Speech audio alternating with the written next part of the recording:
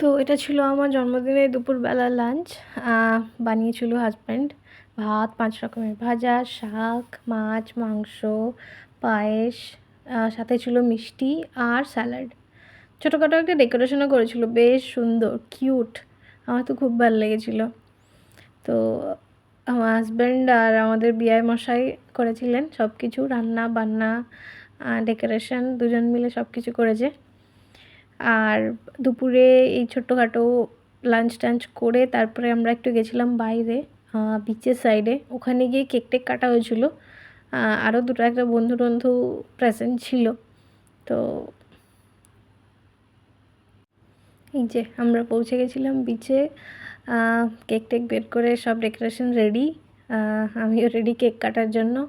মোমবাতিতে ফু দিয়ে কেক কাটা হলো। অ্যাকচুয়ালি এখান থেকে আমরা একটা কেক নিয়ে গেছিলাম, আর ওর যে দুটো তিনটে বন্ধু এসেছিলো তারাও আরেকটা কেক নিয়ে এসেছিলো। তো ফাইনালি দুটো কেক হয়ে গেছিলো। যাই হোক, কেক টেক কাটা হলো। কাটার পরে একটু ডিনারের ব্যবস্থা করা হয়েছিল। তো ডিনার করাও হলো। যাই হোক, কেকগুলো বেশ টেস্টি ছিল দুটোই। যেটা আমরা নিয়েছিলাম সেটাও, আর যেটা ওরা নিয়ে এসেছিলো সেটাও দারুণ ছিল। দুটো কেক কাটার পরে ওরা একটু বিচেও নেমেছিল। অ্যাকচুয়ালি এটা একটা নাইট বিচ দুবাইতে। এটা একদম বুর্জ আল আরবের ফ্রন্টে। ওখানে গরমে মোটামুটি লোকারণ্য থাকে সারা রাত। মানে সন্ধ্যাবেলা যখন থেকে সূর্যাস্ত যায় তখন থেকে শুরু করে সারা রাত ওখানে প্রচুর লোক থাকে। তো ওখানেই গেছিলাম আমরা একটু সেলিব্রেশনের জন্য। তো এই যে কেক টেক কাটার পর, কেক খাওয়ার পরে একটু বসে আমরা ডিনারটা করে নিচ্ছিলাম, কেন কি তখন অলরেডি অনেকটা রাত হয়ে গেছিলো, প্রায় 1টা-1:30 বাজে। তো ভাবলাম আর দেরি না করে অন্তত ডিনারটা করে নেওয়া যাক। পিৎজা নেওয়া হয়েছিল, একটু কোল্ড ড্রিঙ্কস ছিল। এই ডিনার করেছিলাম হালকা ফুলকা কেক টেক খেয়ে। তারপর আমি একটু বসে চিল করছিলাম, আর ওরা নেমেছিল জলে, ওরা স্নান করছিল। আমি আর নামিনি অত রাত করে।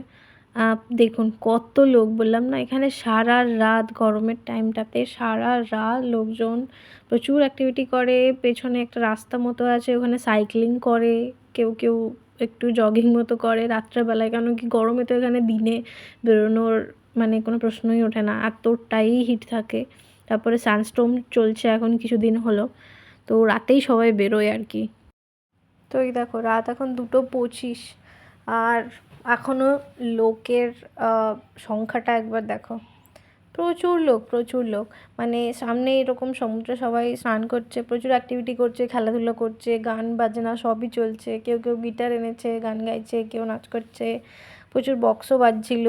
আর পেছনে ওয়াকিংয়ের জন্য একটা রাস্তাও আছে। ওখানে সাইক্লিংয়ের জন্য আলাদা রাস্তা আছে, ওয়াকিংয়ের জন্য আলাদা রাস্তা আছে।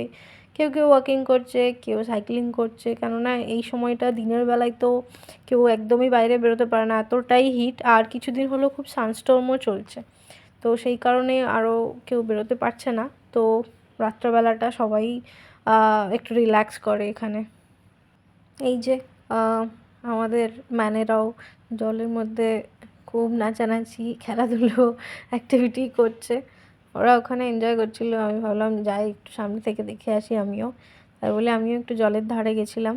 গিয়ে তারপর খানিকক্ষণ থেকে তারপরে আমরা উঠে বাড়ির দিকে চলে গেছিলাম। রাত বেশ অনেকটাই হয়েছিল ওর জন্য।